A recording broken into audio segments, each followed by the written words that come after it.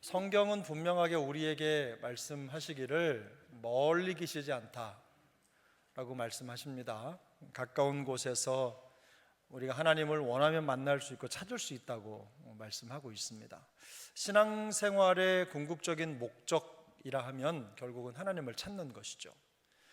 그래서 기도를 강조하고 말씀하시는 하나님, 우리 주님의 가르침 속에도 찾으라, 하나님을 찾으라, 찾는 것이 우리 성도가 살아가는 방법인 겁니다. 어떤 삶의 현장이든지, 우리가 기쁨 가운데 있든지 슬픔 가운데 있든지 혹은 칠흑같이 어두운 환경 가운데 있든지 어떤 상황 속에서도 성도가 가장 먼저 해야 될 일은 그곳에서 하나님을 찾는 것입니다.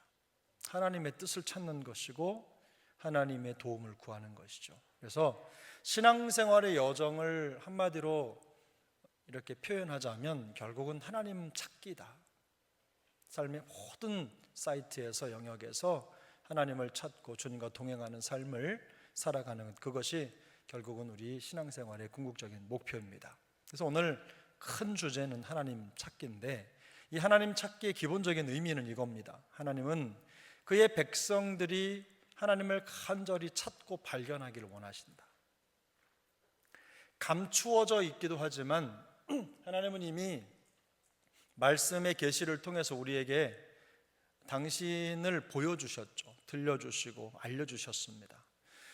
우리가 하나님을 알고 하나님을 깨닫게 되는 것, 하나님을 발견할 수 있는 범위는 하나님이 보여주신 만큼입니다.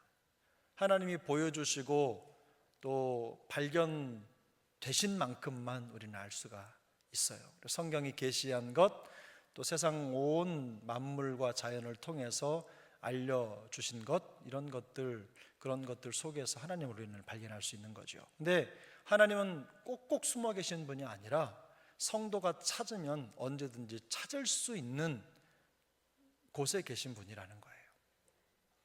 그러면 이 말을 좀 바꿔보면 우리가 하나님을 발견하지 못하는 이유는 무엇입니까? 하나님을 찾지 않기 때문인 거죠. 두 번째로, 온 마음으로 하나님을 찾는 자들은 상을 받을 것이지만 하나님을 찾지 않는 자들은 결국 모든 것을 잃게 될 것입니다. 뒤쪽에 내용이 더 있습니다. 그때 또 살펴보도록 하겠습니다. 두 번째, 하나님의 마음은 그를 찾는 백성들에게 향해 있습니다.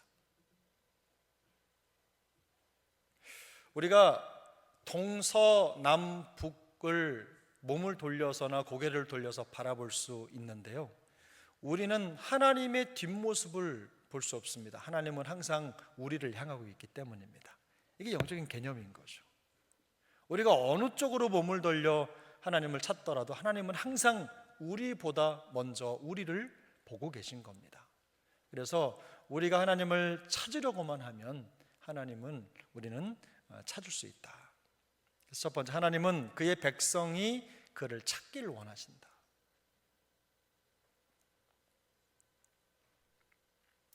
우리 오전에 본문에서 또 읽었지만 사도행전 17장 27절 우리 한번 더 읽겠습니다.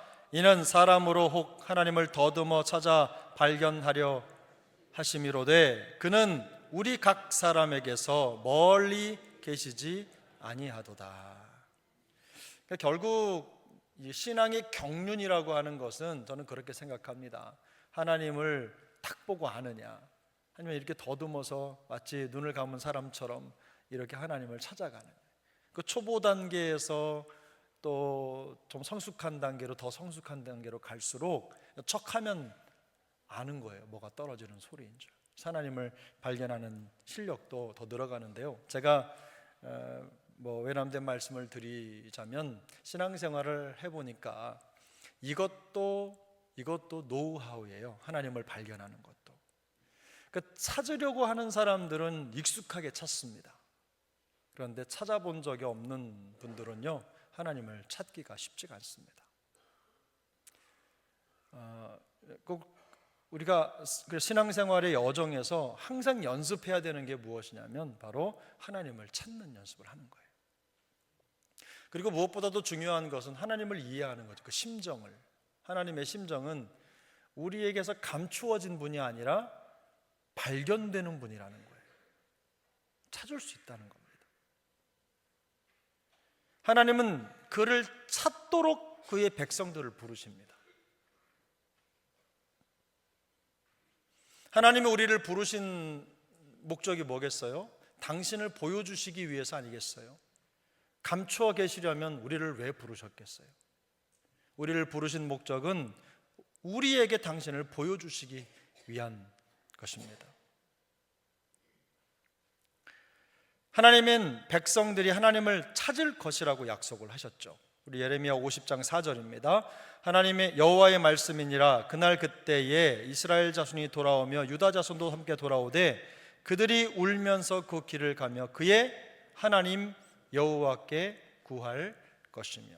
모든 상황 속에서 하나님을 찾는데 잠언 8장 17절은 뭐라고 말씀하시냐면 나를 사랑하는 자들이 나의 사랑을 입으며 나를 간절히 찾는 자가 나를 만날 것이라, 이렇게 말씀합니다. 그래서 하나님은 그를 찾는 자들에게 발견되실 것을 약속하셨죠.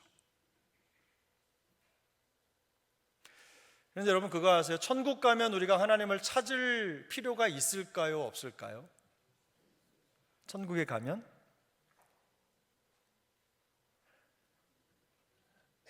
제가 이렇게 여쭤볼 때는 답이 뻔하잖아요, 그죠? 천국에 가면 하나님을 찾을 필요가 있을까요? 없을까요? 없죠. 없어요. 그래서 하나님을 열심히 찾는 사명이 언제 주어지냐면 우리가 이 생에 사는 동안만이에요. 그래서 5번, 하나님을 찾을 수 있는 기회는 오직 이 생에 사는 동안뿐인 거예요.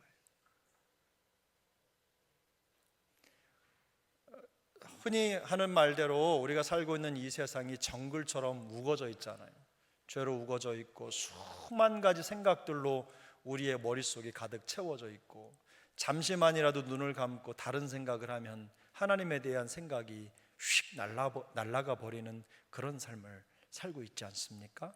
그래서 우리는 이 과정, 이 복잡한 세상 가운데에서 하나님 찾기에 사실은 올인을 해야 되는 거예요. 다 거기에 집중해야 되는 것이죠.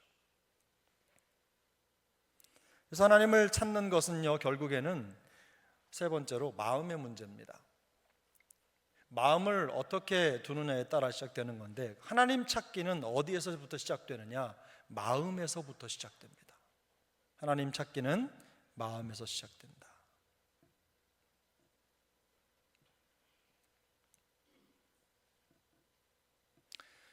하나님을 찾기 위해서 그러므로 어떻게 해야 될까요? 두 번째, 온 마음을 다해야 되는 거예요. 온 마음. 전심이라는 말 들어보셨죠? 전심. 하나님께 전심, 사람에게 진심. 우리가 온 마음으로 하나님을 찾고 하나님께 우리의 마음을 열어놓는 것.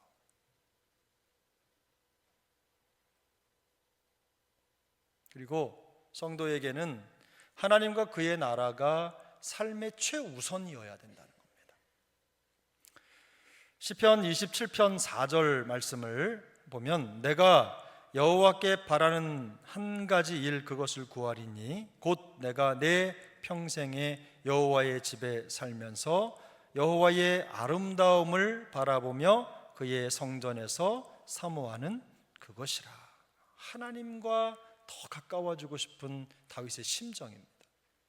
주님도 말씀하십니다. 그런즉 너희는 먼저 그의 나라와 그의 의를 구하라. 그리하면 이 모든 것을 너희에게 더하시리라.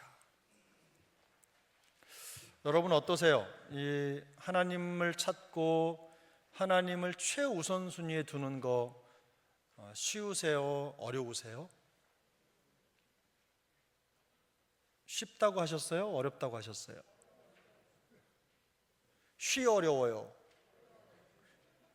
쉬 어려워요 이렇게 하시는데 이쪽은 어려워요고 이쪽은 쉬워요인 것 같은데 쉬 어려워요 이렇게 울리니까 제가 쉬 어려워요.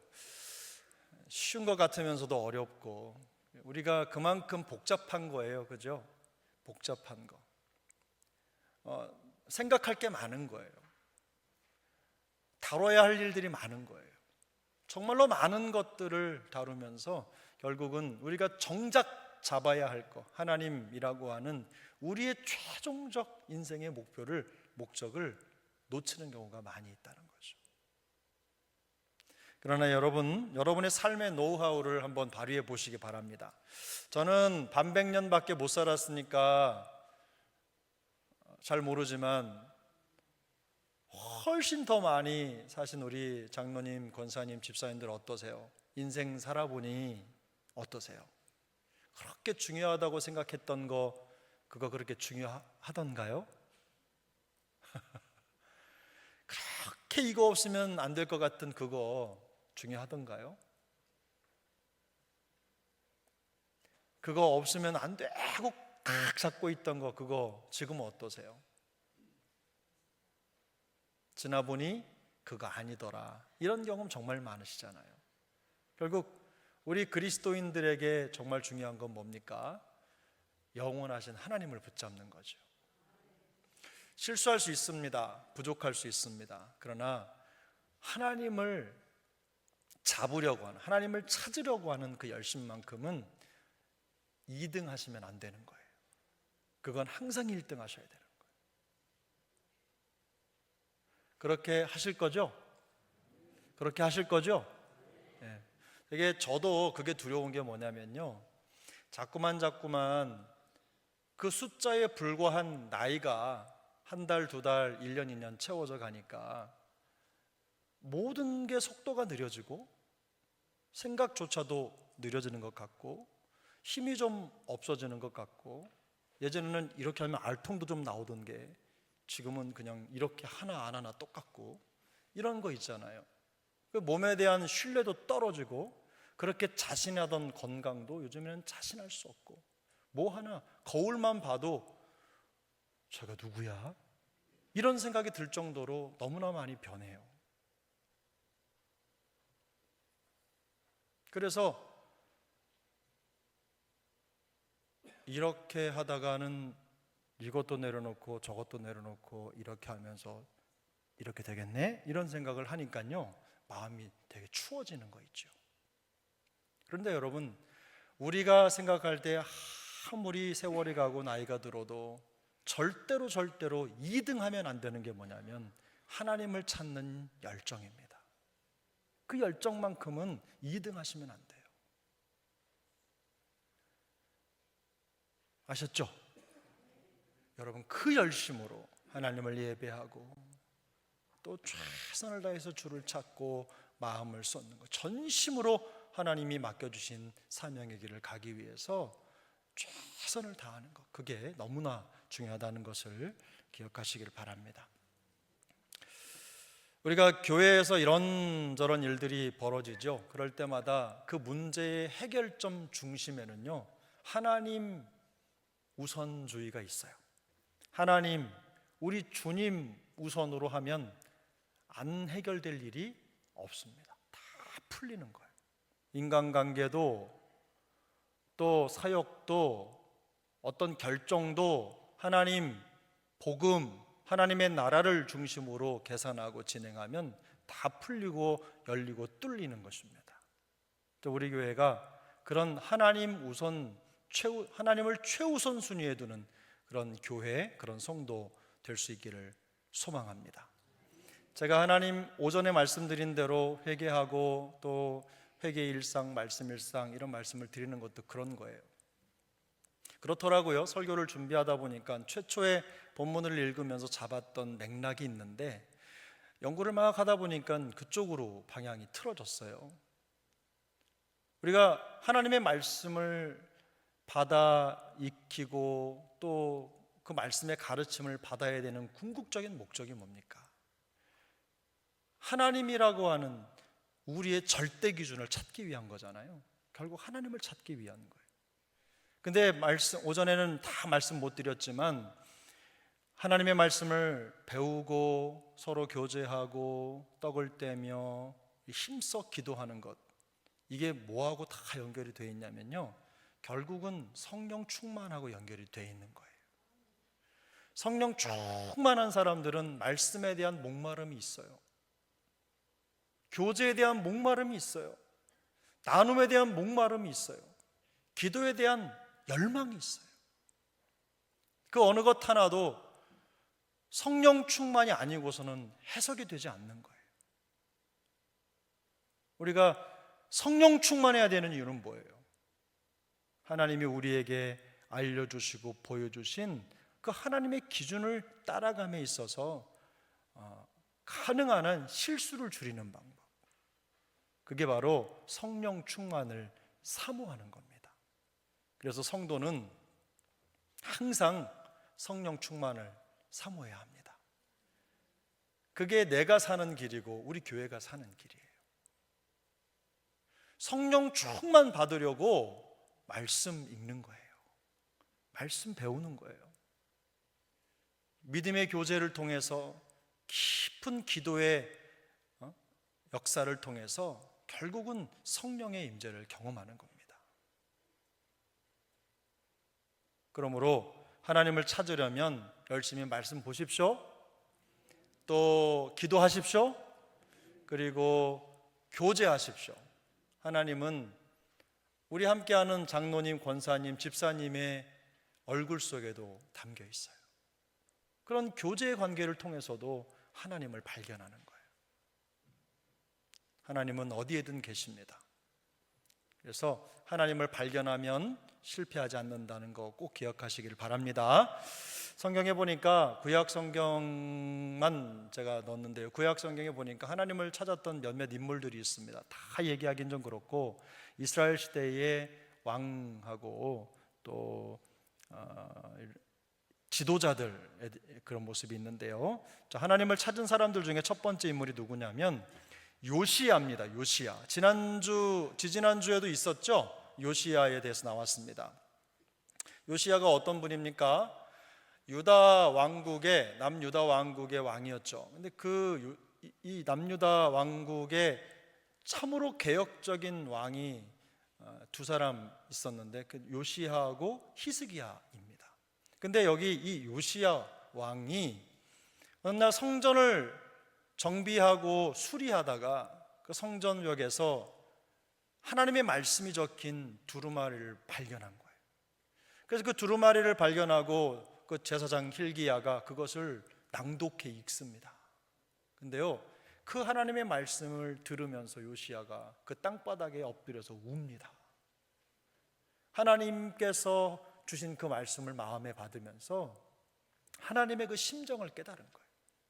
그리고 나서 이 요시야가 민족 종교, 그러니까 우상 숭배에 익숙한 그 나라를요 완전히 갈아엎어요.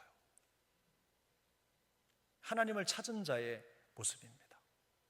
두 번째 인물은 누굽니까? 아사라고 하는 사람이에요. 아사도 누굽니까? 이스라엘의 왕이죠. 그런데 이 아사가요 처음에는 되게 이렇게 의로운 왕이었어요. 여기 볼까요? 역대하 14장 7절 같이 읽겠습니다. 아사가 일찍이 유다 사람에게 이르되 우리가 우리 하나님 여호와를 찾았으므로 이 땅이 아직 우리 앞에 있나이다. 우리가 이 성읍을 건축하고 그 주위에 성곽과 망대와 문과 빗장을 만들자. 우리가 주를 찾았으므로 주께서 우리 사방에 평안을 주셨느니라 하고 이에 그들이 성읍을 형통하게 건축하였더라. 하나님이 이 남유다의 왕이었던 아사를 이쁘게 보셨습니다. 그래서 복을 주시죠. 하나님을 의지하고 아사 또한 부분적으로 종교개혁을 실행합니다. 그래서 나라를 잘 이끌어요. 구스라고 하는 나라와 전쟁을 치르면서도 아주 큰 승리를 이루죠. 하나님 보시기에 정직한 왕으로 인정을 받았어요. 우상을 제거하고 또 하나님을 찾고 말씀을 준수하는 일에 마음을 쏟았던 그런 왕이었어요. 근데 이 아사라고 하는 왕이, 여러분 이렇게 말씀드리면 기억하실 거예요. 발에 병이 나서 죽은 왕이에요. 발에 병이 나서. 제위 말년에 일이 한번 벌어지는데요, 북이스라엘이 쳐들어와요. 쳐들어와서 전쟁 치를 때가 됐는데 그때 이 아사가 예전에 했던 대로 하나님을 찾고 하나님 앞에 마음을 쏟았으면 됐는데, 성전 또 어디요? 왕궁의 곳간에 있는 은금을 다 끌어다가 누구를 갖다 주냐면요, 아람 왕 벤하닷에게 갖다 바쳐요. 그래서 우리 좀 지켜달라고 하는 거예요. 원조를 요청하는 거죠. 그래서 선견자라고 하죠. 하나님이라고 하는 선견자, 그걸 책망합니다. 그러니까 이 아사 왕이 어떻게 했어요? 이 선지자를 가둬버립니다. 그렇게 하면서 그 일이 있고 막 그 왕의 이런 행동에 대해서 지적하고 이렇게 소리를 내는 사람들을 핍박합니다. 그리고 나서 발에 병이 났는데 죽어요. 생각해 보세요. 이 발에 병이 났는데 왜 죽습니까? 저도 지난주에 시간 잠깐 나서 산에 좀 갔더니 뒤꿈치가 다 까져가지고 힘들던데, 이거 시간 지나면 낫겠죠. 근데 하나님이 그렇게 하신 거예요. 근데 이 아사는요, 나쁜 사람은 아니었어요. 뭐가 홀렸는지 마지막에 이 하나님을 찾는 것을 이렇게 잡고 있다가 놓친 거예요. 그 순간 그냥 와르르 무너지는 겁니다. 다행히도 그 다음 답이 누구냐면 여호사밧이거든요. 이 아사 왕의 아들입니다. 아들. 여호사밧은 어떤 왕입니까? 아버지가 화친하려고 했던 아람하고 전쟁을 치르는 왕이에요. 그래서 여호사밧 또한 하나님을 열심히 찾는 왕이었어요. 여호사밧 그러면 여러분 뭐가 생각나세요? 여호사밧 왕 하면 딱 여러분 머릿속에 떠올리셔야 되는 문구가 뭐냐면, 전쟁은 여호와께 속한 것이다. 너희는 가만히 서서 여호와의 구원을 보라. 이걸 마음속에 떠올리시면 되는 거예요. 엎드려 기도하던 여호사밧, 그리고 여호사밧 군대의 특징, 그 진영 배열의 특징은 뭐냐면요, 맨 앞열에 전투 부대가 있는 게 아니라 찬양하는 백성들이 있었어요. 이 전쟁이 누구 거니까? 하나님 거니까 뭐부터 해요? 승리의 확신에 대한 찬양을 먼저 올려드리는 거예요. 여호사밧 엄청난 왕이었죠. 여러분, 우리 인생의 전쟁은 하나님께 있는 줄로 믿습니다. 승리가 보이지 않을 때라도 우리가 할 수 있는 일이 무엇이냐? 하나님을 확신하고 하나님을 찬양하는 것입니다. 그게 믿음입니다. 그게 믿음이에요. 우리 눈에는 여전히 앞이 보이질 않고 답이 없지만, 그러나 그럴 때 아람이나 애굽이나 이런 데다가 손을 뻗쳐서 그들의 도움을 구하기보다는 하나님을 찾는 거예요. 어두운 그때에, 힘든 그때에 하나님을 찾는 거예요. 그리고 하나님을 찬양하는 것입니다. 우리 세종안교회에 이런 여호사밧 같은 하나님의 사람들이 들불처럼 일어날 수 있기를 소망합니다. 그 다음은 에스라입니다. 에스라가 성전 건축을 하면서 금식하며 기도할 때 하나님을 찾습니다. 하나님께 간구하고 금식하며 주를 찾으니 하나님이 그 구하는 모든 것들을 응낙하신 거예요. 금식하는 목적이 뭡니까? 하나님을 찾기 위해서죠. 우리가 할 수 있는 것, 사람은 욕구가 있잖아요. 먹는 거, 물질,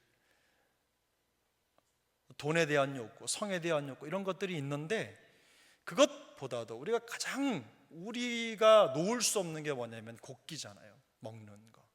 그걸 내려놓고 하나님을 집중하는 거죠. 하나님을 찾으려는 거예요.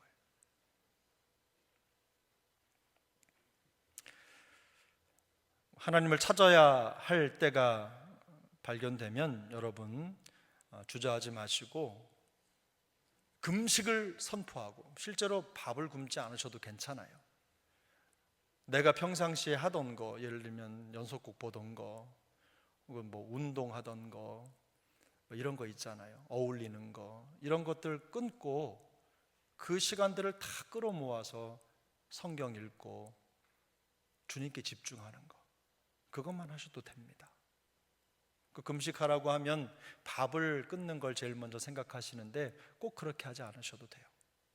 미디어도 금식할 수 있고, 또 다른 관계, 친구들 만나는 거, 이런 거, 또 내 개인적으로 누렸던 거, 이런 것들 다 끊고 정리하고 하나님 앞에 그 시간들 모아서 하나님께 드리는 거, 이것도 또 다른 금식의 방법입니다. 그래서 우리가 할 수 있는 삶의 연장에서 할 수 있는 것들을 통해서 하나님을 더 극대화하는, 하나님에 대한 시선을 더 활짝 여는 그런 일에 한번 마음을 쏟아보시길 바랍니다. 그렇게 하면서 우리가 하나님께 간구하며 드릴 때 하나님이 하나님의 방법으로 응답해 주실 것입니다. 다섯 번째로는 다니엘입니다. 다니엘. 다니엘이야 우리가 너무나 잘 아는 인물이죠. 하나님 앞에 간구하며 주를 찾기에 열심히 했던 사람이에요. 아이들 이름 중에는 다니엘이라는 이름이 있어요. 우리 둘째 아이도 영어 이름이 다니엘입니다. 근데 그 다니엘이라는 이름을 가진 분들이 많이 있어요. 왜 그렇죠? 다니엘이라고 하는 사람은요, 정말 하나님이 보이지 않는 환경 속에서 하나님을 찾은 대표적인 인물이에요. 우상이 가득한 세상, 타협하지 않으면 살 수 없는 그런 세상 속에서 포로로 잡혀가 있으면서도 그곳에서 굴하지 않고 하나님이 주시는 방법대로 하나님이 하나님인 것을 인정하고 공포하고 살아갔던 그런 인물이잖아요. 그래서 그는 삶을 통해서 하나님이 옳다라는 걸 증명해냈잖아요. 그런 인물이에요. 아마 그런 마음으로 우리 자녀들에게 다니엘이라는 이름을 지어주셨을 겁니다. 저도 그랬습니다. 우리 사랑하는 다음 세대들, 이런 친구들이 10대에 20살이 되기 전에, 그때부터 이제 머리가 자라가고 엄마 아빠보다 지식이 많아지기 시작하면 그때부터는 좀 대들거든요. 그런데 하나님 앞에서 유순하고 성경적으로 잘 다듬어진 정말 미래 인재로 잘 성장할 수 있도록, 다니엘과 같은 그런 하나님의 사람들로 세워져 갈 수 있도록 여러분 많이 기도해 주시기를 바랍니다. 우리 교회가 그런 일을 위해서 쓰임 받기를 소망합니다. 저는 그렇습니다. 우리가 신앙생활하는 이 환경보다 우리 자녀들이 신앙생활을 하는 환경이 더 좋아야 합니다. 모든 것이 바뀌고 있어요. 우리가 쓰다 남은 환경을 아이들에게 남겨주는 게 아니라 아이들이 살고 성장하고 자리 잡을 수 있는 환경을 만들어줘야 되는 거예요. 다윗이 성전을 짓고 싶었지만 짓지 못했습니다. 하나님이 막으셨기 때문에 그랬어요. 그렇다고 해서 다윗이 아무것도 하지 않았습니까? 아니에요. 솔로몬이 성전을 지을 수 있도록 차고 넘치게 모든 것들을 준비해 두었어요. 그저 솔로몬은 땅 잡고 거기에다가 말뚝 박고 아버지가 준비해 놓은 그 재료들을 가지고 성전을 지으기만 하면 되는 거였어요. 그게 다윗의 소망이었고, 하나님은요, 하나님이 막으신 것에 대해서 마음속에 불편함이 없이 열심을 다해 자기의 소임을 다한 다윗을 보고 그랬어요. 네 마음에 그런 생각이 있는 것이 내가 보기에 너무너무 좋다. 그런 인정을 받는 거예요. 우리도 마찬가지입니다. 우리가 사역하고 헌신하고 충성하는 이 자리가 우리 사랑하는 자녀들이 떠나고 없는 그런 자리가 아니라 우리가 떠나간 다음에 더 좋은 환경, 더 좋은 곳에서 우리 사랑하는 자녀들이 우리를 잊어도 좋잖아요. 다만 누구는 기억해야 돼요. 이 교회가 그리스도의 몸된 교회라는 거 기억하고 이곳에서 하나님을 예배하는 자들로 남으면 되는 거잖아요. 아닙니까? 아니에요? 우리는 잊혀져도 되잖아요. 우리가 굳이 기억될 필요 없잖아요. 누구만 기억되면 돼요? 별로 동의를 안 하시는 것 같습니다. 그럼 별로 동의를 안 하시는 것 같아요.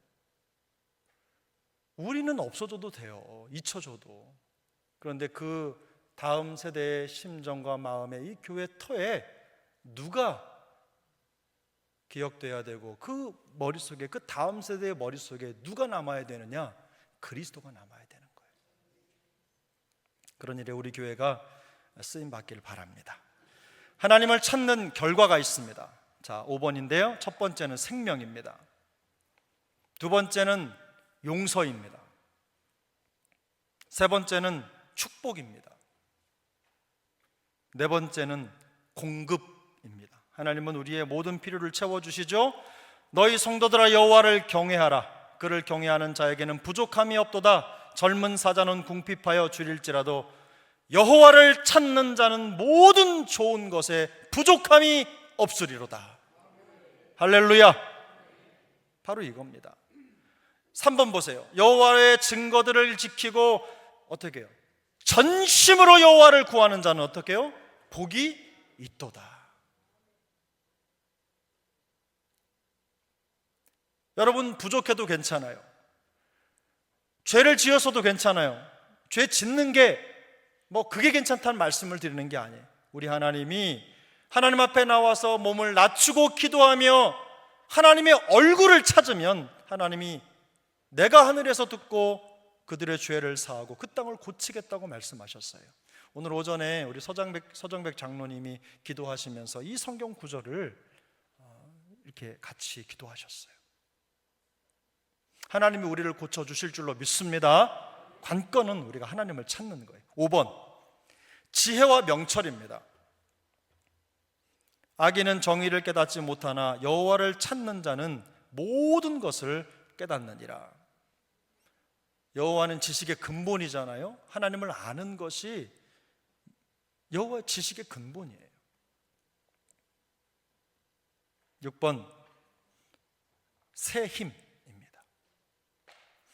오직 여호와를 앙망하는 자는 새 힘을 얻으리니 독수리가 날개치며 올라감 같을 것이요 다른 박질하여도 곤비하지 아니하겠고 걸어가도 피곤하지 아니하리로다. 할렐루야. 저는 이 말씀을 해석할 때 저는 조금 반감은 좀 있습니다. 왜냐하면 열심히 사역을 하면 안 피곤한가요? 피곤해요. 너무너무 피곤한데요. 그거 아세요? 제가 여러분도 그러실 거예요. 막 이렇게 사역을 하다가 어느 날 새 가족이 탁 들어오면요, 마음속에요 그냥 눈 녹듯 모든 짐이 싹 녹는 거예요. 그거 있잖아, 딱 한 번. 지금까지 모든 짐을 녹이는 그거, 바로 그게 하나님이 우리에게 공급하시는 새 힘입니다. 오해하시면 안 됩니다. 우리가 양육을 하고 훈련을 하고 목사 입장에서 보면 성도를 함께 이렇게 말씀을 가르치고 성장하고 이런 과정이요, 아무런 노력도 없이 그냥 여기서 주님이 새 힘 주니까 힘들지 않다고 그냥 할 수 있는 게 아니거든요. 그래서 오스왈드 챔버스라고 하는 선교사는요, 뭐라고 얘기하냐면 우리가 맡은 사역을 감당하는 거, 그거요, 그게 뭐냐면 결국은 그 사역 때문에 우리는 탈진한다. 탈진할 수밖에 없다. 주께서 우리에게 맡겨주신 그 사명은요, 사실 우리의 실력으로는 감당할 수가 없거든요. 그래서 항상 하나님의 은혜가 필요하고 도우심이 필요한 거예요. 내 그릇에 담아낼 수 없는 사역이다 보니까 지치지 않을 수가 없는 거예요.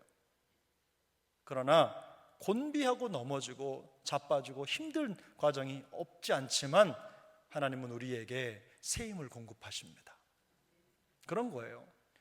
모든 문제가 해결이 되지 않아도 말씀대로 영혼이 살아나고 또 어떤 영적인 부흥이 일어나고 뭔가 막 이게 부글부글 끓어오르면서 하나님의 나라에 대한 열망이 살아나고 그러면요, 목사는 그저 힘이 납니다.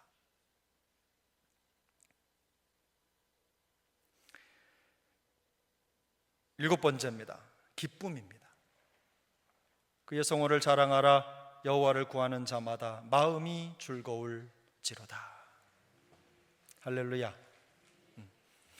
근데요, 하나님을 열심히 우리가 찾는데 하나님을 찾는 데 있어서 방해가 되는 것들이 좀 있습니다. 6가지 정도 될 텐데, 여러분, 첫 번째는 뭘까요?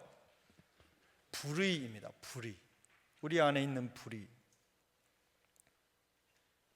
큰 설명이 필요가 없을 정도죠. 그래서 호세아 선지자는 하나님을 찾는 과정에, 저는 이 말씀을 참 좋아하는데요, 너희 묵은 땅을 기경하라. 우리의 마음속에 하나님의 말씀의 씨앗이 떨어져 자라나지 못하도록 굳어버린 땅 있죠? 버려진 땅 같은 그런 마음, 텃밭. 그 텃밭을 뭘로 기경을 하냐면요, 말씀의 쟁기로 파재끼는 거예요.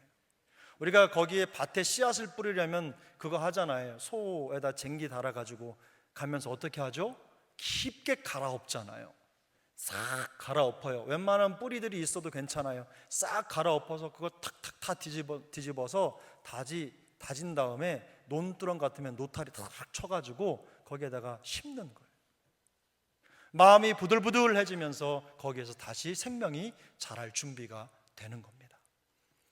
우리가 신앙의 연륜이 깊어가면서 조심해야 되는 게 바로 이겁니다. 우리의 마음밭이, 우리의 신앙의 땅이, 믿음의 땅이 묵은 땅이 되는 거예요. 그걸 막으셔야 돼요. 끊임없이 하나님을 찾고 말씀의 쟁기로 깊게 갈아제끼는 그런 일을 우리가 하면요, 우리의 땅이 굳지 않습니다.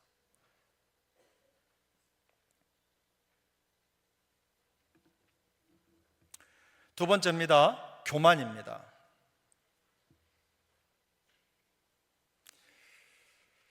하나님은 교만을 싫어하시죠. 세 번째는 인간의 능력을 신뢰하는 거예요. 이것도 마찬가지로 이사야 선지자가 책망을 하는 거죠. 애굽에게 도움을 요청하는 거예요. 하나님을 찾아야 할 사람들이 세상에다가 도움을 요청하는 거예요.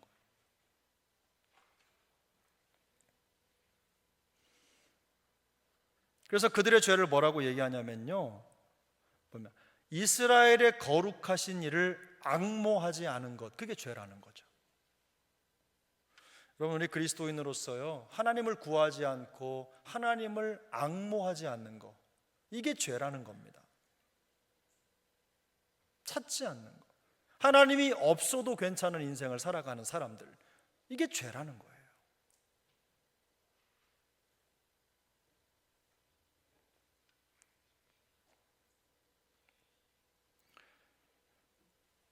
네 번째, 우상 숭배입니다.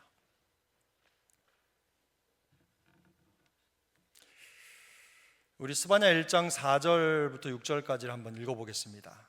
내가 유다와 예루살렘의 모든 주민들 위에 손을 펴서 남아있는 바알을 그곳에서 멸절하며 그마림이란 이름과 및 그 제사장들을 아울러 멸절하며 또 지붕에서 하늘의 뭇별에게 경배하는 자들과 경배하며 여호와께 맹세하면서 말감을 가리켜 맹세하는 자들과 여호와를 배반하고 따르지 아니한 자들과 여호와를 찾지도 아니하며 구하지도 아니한 자들을 멸절하리라.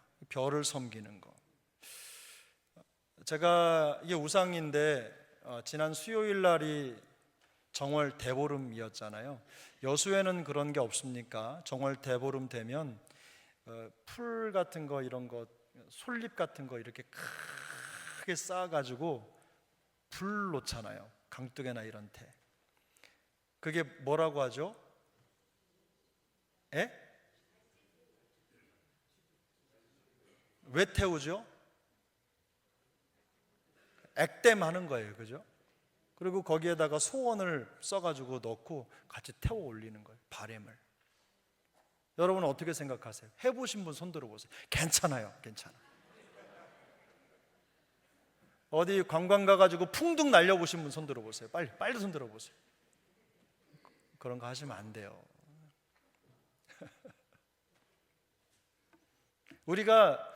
우리나라가 기독교 신앙이잖아요. 우리가 생각할 때는 우리나라가 기독교 국가라고 생각하지만 산이고 들이고 가보세요. 우리나라 아직도 유교 국가고 아직도 불교 국가예요. 기독교는 자꾸만 이렇게 줄어들고, 어느새 우리나라의 30%가 기독교인이라고 했다가 지금은 다시 그냥 얼마 15%? 10%? 12%? 자꾸 떨어지는 거예요. 선교가 필요한 때가 오는 거예요. 10명 중에 1명 반도 안 돼요, 그리스도인이. 얼마나 우리가 열심히 열정을 가지고 이 땅의 우상을 척결하고 요시야처럼, 히스기야처럼, 아사처럼 살아야 되는지 몰라요. 우리가 겉으로 드러나는 칼, 총을 가지고 싸우지 않는다고 하더라도요, 신앙생활은 영적 전쟁입니다. 전투력을 가지고 있어야 되는 것입니다. 5번째로는요, 잘못된 신앙입니다. 잘못된 신앙.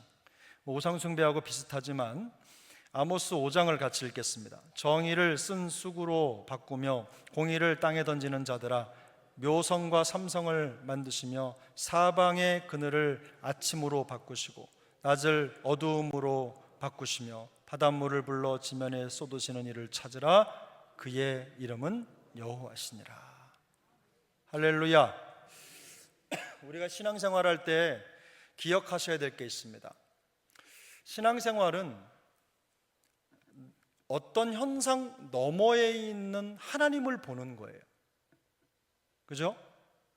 그런데 많은 경우에 그 현상 너머에 있는 하나님보다도 그 앞에 보이는 것에 마음을 홀딱 다 빼앗겨 버리는 거예요. 신앙의 대상이 잘못된 겁니다. 별을 보고 위대하다고 할 게 아니라 그 별을 만드신 하나님을 생각해야 된다는 거예요.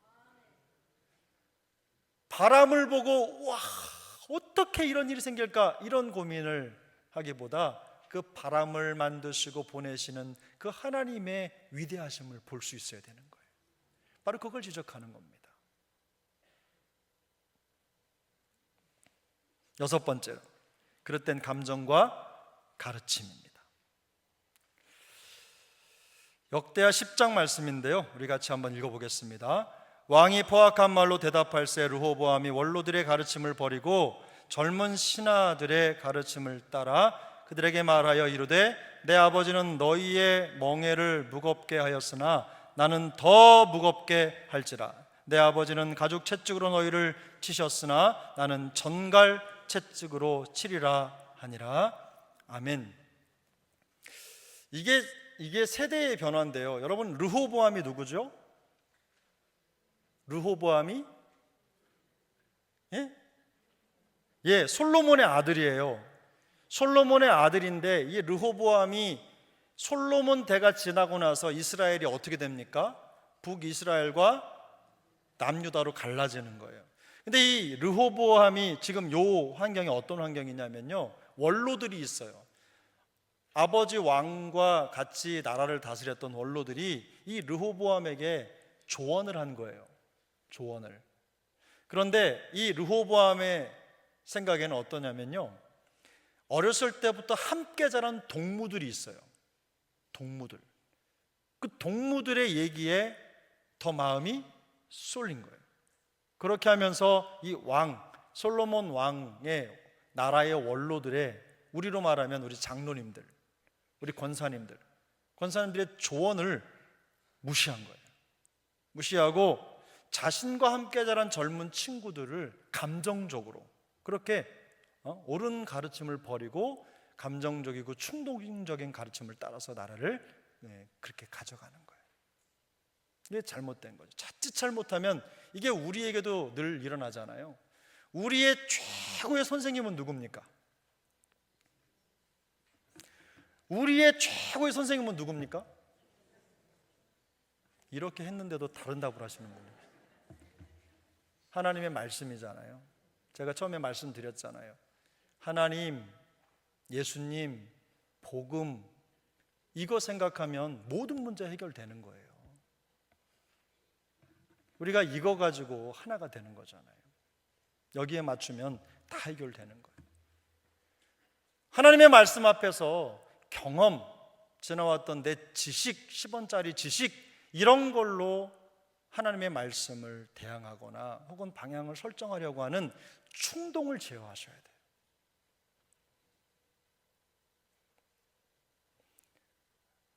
외람된 말씀이지만 우리 어른들 그거 조심하셔야 돼요.